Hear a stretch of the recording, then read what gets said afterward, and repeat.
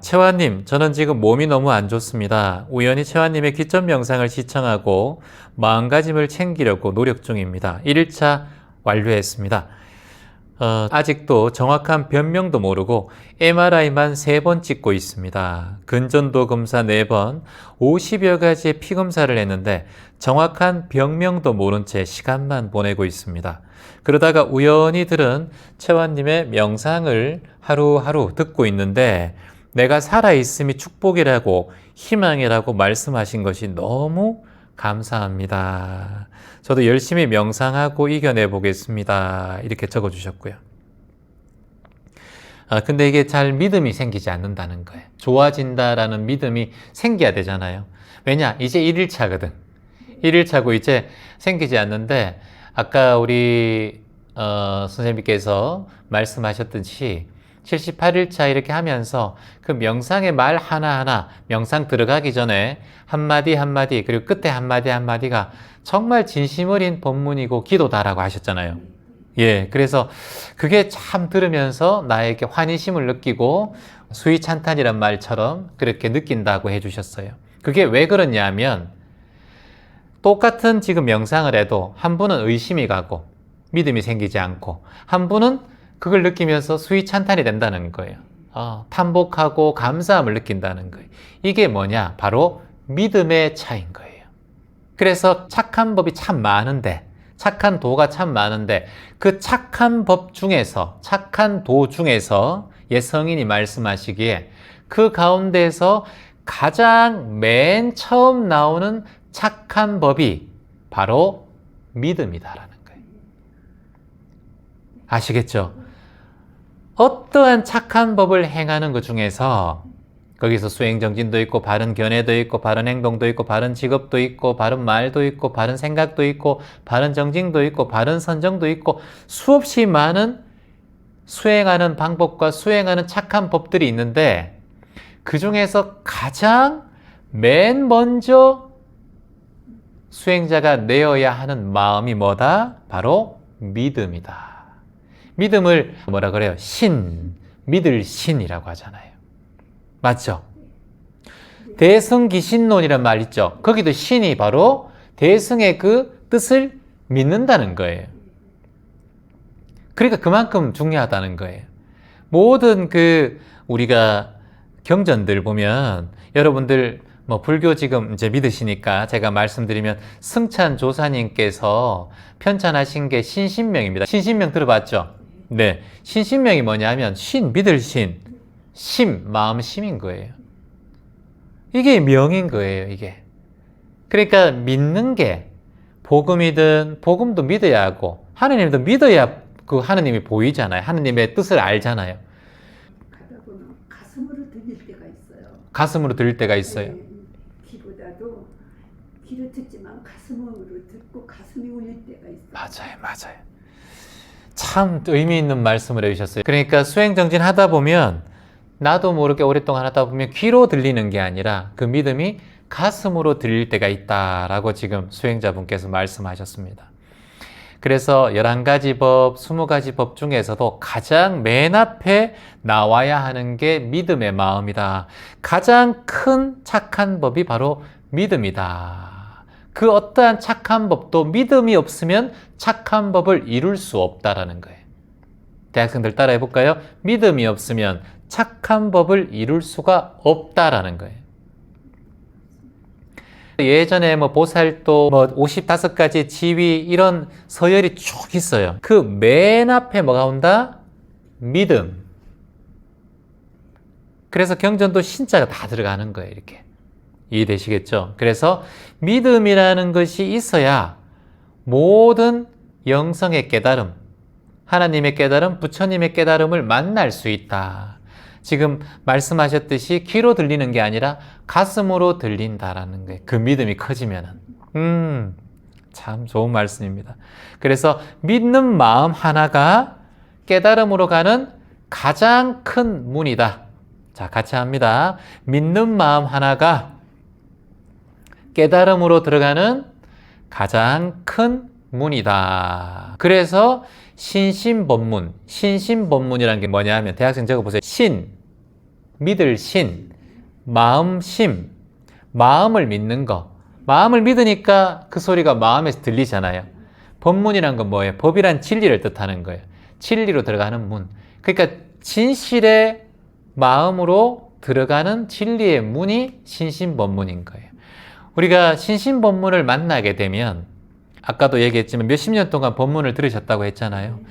신신법문을 만나면 내가 또 새로운 세계에 눈 뜨게 돼요. 그러니까 서울도 오시고 제주도도 이렇게 찾아오시는 거예요. 내 인생의 가장 젊은 날에. 그렇죠? 박수 한번 쳐주세요. 제가 여담으로 일화를 하나 얘기해 드리겠습니다. 예전에 왕중회라는 사람이 있었는데 이 사람이 수행자 양무위를 찾아가서 물었습니다. 연부를 어떻게 하면 또는 기도를 어떻게 하면 끊임없이 정진해 갈 수 있겠습니까? 그러니까 내가 뭔가를 기도를 하고 뭔가 수행 정진할 때 자꾸 멈추잖아요. 100일 명상을 6년차 하시는 분도 계시거든, 못해서. 항상 중간에 가다가. 그래서 선생님 78일차 하셨잖아요. 오늘 79일차? 2번 실패하고. 2번 실패하셨어요. 네, 실패.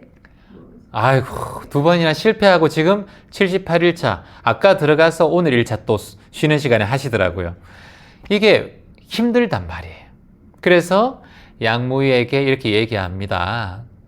연부를 어떻게 하여야, 정진을 어떻게 하여야, 기도를 어떻게 하여야 끊임없이 정정진해 나갈 수 있습니까? 그때 양무위가 이렇게 대답을 합니다.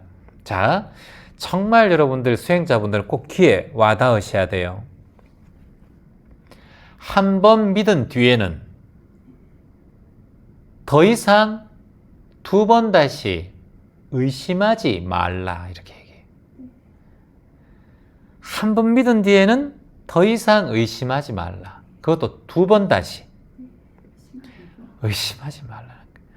근데 우리는 부처님한테 기도하다가 안 되면은 예수님한테 가고, 예수님한테 안 가면은 대나무집 가고, 대나무집 안 되면은 타로집 가고, 장군님 집 가고, 나중에는 등나무를 찾아가기도 하고, 당나무 앞에서 하기도 하고, 온갖 바다신 갔다가, 한라산신 찾았다가, 용왕신 찾았다가, 나무신 찾았다가. 왜 그럴까요? 믿음이 없기 때문이에요. 믿음이 없기 때문에. 믿음 가는 데가 있어. 여기 오면 안 가요. 믿음을 가지는 때가 있답니다. 우리 선생님께서. 그때 이제 왕중회가 그 양무위의 말을 듣고 너무나 통쾌하게 눈을 떠요. 스승님, 너무나 감사합니다. 그 말씀이 저에게 마지막 깨달음을 주는 큰 법문입니다. 그 한마디에 한 번 믿었으면 절대 2번 다시 의심하지 말라는 거예요. 그 얘기를 탁 듣고 난 다음에 왕중이가 이제 되돌아갑니다. 근데 양무위께서 이제 어느 날 잠을 자는데, 한두 달 지났을까? 잠을 자는데 꿈속에서 그 제자, 질문한 제자가 나타난 거예요. 나타나서 머리를 쪼아리면서 합장을 하는 거예요. 스승님, 감사했습니다. 이렇게 꿈속에서. 그래서 아니 무슨 감사야? 이렇게 무슨 감사? 갑자기 왜 내 꿈속에 나타났는가? 이렇게 얘기했어요. 꿈속에서 합장을 하면서 큰 절을 3번을 탁 올리는 거예요. 올리면서 스승에게 이렇게 얘기합니다.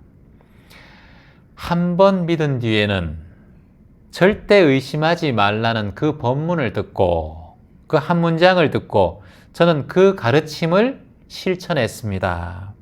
일러주신 대로 그 가르침을 마음에 새기고 발심을 하니 제가 너무나 큰 이익을 얻었습니다. 복을 받았습니다.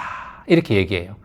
그래서 무슨 복을 받았는가 자네가 꿈속에서 이렇게 얘기하니까, 저는 지금 이미 극락왕생에서 이미 자유로운 몸이 되었습니다. 이렇게 얘기하는 거예요. 멀쩡히 살아있던 사람이 갑자기 꿈속에서, 이게 무슨 얘기인가 생각을 하고 눈을 딱 떴는데 어느 날 이제 마을에 시골길을 가다가 장에서 그 제자의 아들을 우연찮게 만난 거예요. 그래서 아이고 자네 아버님은 잘 계신가? 이렇게 물어요. 안녕하십니까 선생님. 저희 아버지께서는 4월 초파일 날 서거하셨습니다. 이렇게 얘기했어요. 그때 딱 양무이가 꿈을 꾼 날이 바로 4월 초파일인 그 날인 거예요. 그래서 믿음이 없었던, 의심이 많았던 한 수행자를 믿음의 속에서 극락왕생했다. 아까 우리 선생님께서 저한테 물으셨잖아요. 제가 이제 나이가 83인데 어떻게 하면 행복하게 잘 죽을 수 있을까요? 마무리를 할 수 있을까요? 나중에 그 얘기를 하셨는데, 오늘 이 본문이 얼마나 중요한 본문인지 저는 다시 한번 깨닫게 됩니다. 예. 그래서 이 일화를 통해서 우리가 지금 가지고 있는 믿음, 이것이 얼마나 큰 삶의 뜻과 가치가 있는지, 그리고 이 생애뿐만 아니라 이 생을 마무리한 후에도 얼마나 큰 의미가 있는지 이 일화를 통해서 우리가 다시 한번 깨달았으면 좋겠습니다. 의심하지 말라. 아무런 의심하지 말라. 믿었으면 의심하지 말고 매일매일 정진해 나가자. 그러면 반드시 좋은 결과가 있을 것이다. 우리가 이제 정진할 때 보면 이제 불교를 공부하시니까 연부를 외고 나미아미타불을 외고 또는 여러 가지 또 복음을 외우잖아요. 사실 그 소리에 계속해서 집중하면은 내 마음이 오롯이 집중되어서 연불 소리와 자신의 소리 또는 기도 소리와 자신의 소리, 복음을 노래하고 그럴 때 자신이 노래하는 건지 내 몸인지 염송 소리가 난지 이걸 잘 모를 때가 있어요. 그렇죠? 그게 내 몸과 이 연불이 하나가 되는, 생각이 끊어지는 경지에 이를 때가 있어요. 명상을 할 때도 그렇지 않습니까? 명상을 하다 보면 이게 내가 지금 명상을 하는 건지 명상을 하지 않는 건지 그 경계가 끊길 때가 있어요. 조는 건 아닌데 뭔가 모르게 정신의 의식이 살짝 나가는 경우가 있어요.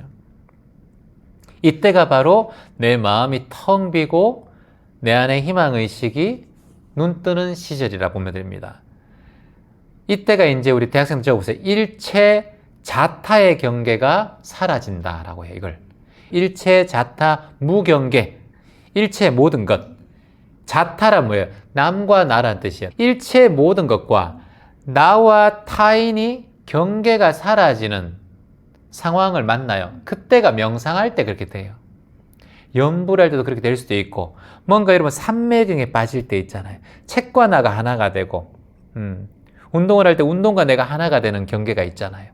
절을 하다 보면 내가 아무런 생각이 없이 사라질 때가 있어요. 그래서 일체자타 무경계가 되었을 때는 수행하는 자도 사라지고 수행도 사라지고 연불을 듣는 자도 사라지고 연불을 하는 자도 사라져 버리는 거예요. 이걸 자꾸 만나면 그걸 연불삼매라고 하는 거예요. 연불사마디. 명상하면 명상삼매. 호흡으로 인해서 이렇게 들어가면 아나빠나삼매 또는 호흡삼매 이렇게 들어가는 거예요. 화두로 해서 들어가면 화두삼매 이렇게 들어가고, 여러분들은 음식 드실 때 먹기삼매 들어가면 살찝니다. 그렇게 하면 안 됩니다. 먹기 할 때는 알아차려야 돼요. 깨어 있어야 돼요. 네. 그렇게 되면 바로 만난다. 어디를 만난다? 정. 바로 선정에 만난다. 근데 꾸벅꾸벅 조는 건 아닙니다. 그 상태에서 알아차리고 지켜보고 그걸 바라보고 있어야 깨지 알바들 얘기했죠. 저번에 깨지 알바들이 굉장히 중요하다고 본인이 말씀하셨다 그랬잖아요. 저는 그 말씀에 마음이 그렇죠. 열렸다고. 맞아요. 40년 수행하셨는데 이제 문이 열리지 않았는데 깨지 알바들 그 말씀 듣고 이제 수행정진에 눈을 떴다. 깨어있기, 지켜보기, 알아차리기, 받아들이기, 흘려보내기. 그래서 매 순간마다 일체자타 무경계. 자, 다 같이 한번 해볼까요? 일체자타 무경계. 일체 모든 것과 남과 내가 경계가 사라지는 것.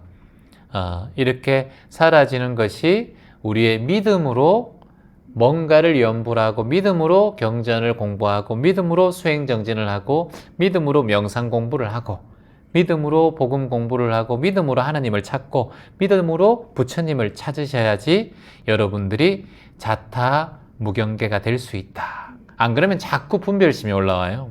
그래서 삼매로 갈 수 없다라는 것이 오늘의 핵심적인 내용일 것 같습니다. 오늘도 그 마음으로 여러분들 함께 공부해 주셔서 고맙습니다. 감사합니다. 네.